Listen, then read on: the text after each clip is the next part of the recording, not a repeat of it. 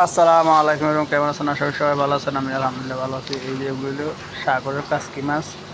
প্রথমে 4টা রসুন দিছি, এখন কাঁচামরিচ দিব,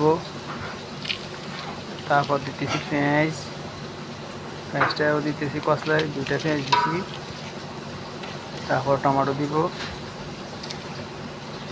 পেঁয়াজটা দেওয়া শেষ, এখন টমেটো দিতেছি, তার সাথে দেব লবণ, হলুদ, এখন লবণ দিছি, তেজপাতা দিছি, এই যে গোড়া টালা মরিচ দিছি, মানে ইয়ে করছি, ব্লেন্ডার করছি। এখন হলুদ দিতে আসি, হলুদ দিয়ে তারপর হালকা লাল মরিচ দিব। এই যে লাল মরিচ দিছি, হালকা সয়াবিন তেল দিছি, দিয়ে এখন আমি মাখাবো।